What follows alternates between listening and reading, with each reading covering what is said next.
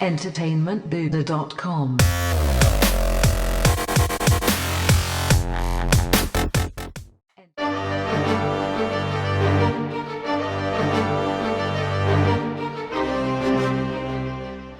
Hey now, Walking Dead fans, Matt Heywood here from entertainmentbuddha.com, and we're going to try this again, a little YouTube video countdown series for every episode of The Walking Dead Season 7, just to highlight the most impactful moments from the episode. So, it's back, people. It returned last night, and it was as brutal as I think many of us expected it to be.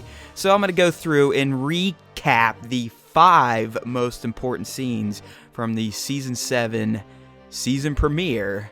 The day will come when you won't be.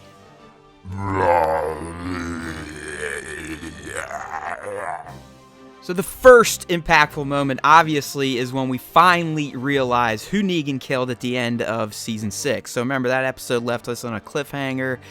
This one took a while to get there. They were kind of jerking us around, but eventually we got to see that Negan did indeed land on Abraham when his deadly game of Meeny, Miny, Mo. But I guess we all should have expected it to be Abraham, especially based on the fact that, you know, Negan said, ooh, you know, he's something like he's a tough guy, and that's Abraham through and through. So, R.I.P. Abe.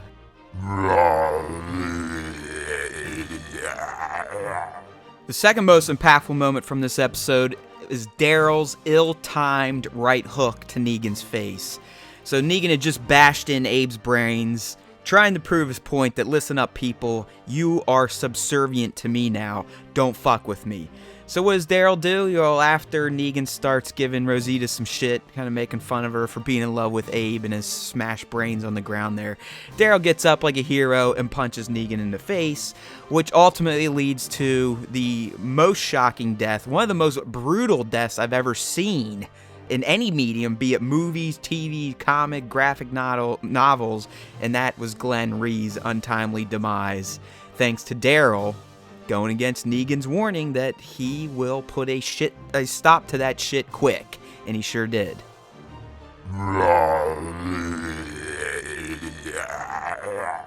The third most impactful moment, obviously, is a follow-up to number 2. Glenn gets brutally beat down and murdered by the hands of Negan and his bat. Well, his vampire bat, as he joked in the episode, Lucille.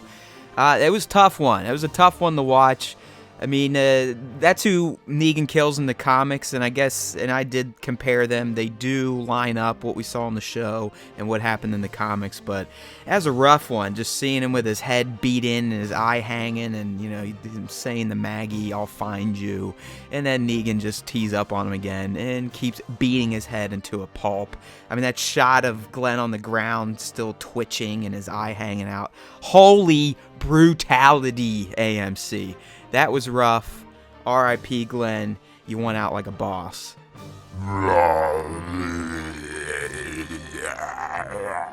The fourth most impactful scene from the episode is more a combination of scenes, and that is Negan's breaking down of Rick Grimes. I mean, he literally breaks this dude, who up until now has been the strongest character, both in the comic books and in the show. I mean, Rick was really starting to feel his balls towards the end part of Season 6, and then obviously he gets captured in Negan's little trick, and we all know what happens now after the show has returned, but boy, Rick just gets broke, and Negan does this because Negan knows that Rick's pissed, and he really will try to kill Negan at the first chance he gets. So Negan wants to kind of break him down, get that line of thinking out of his head, and make sure that Rick understands that Negan is the new king.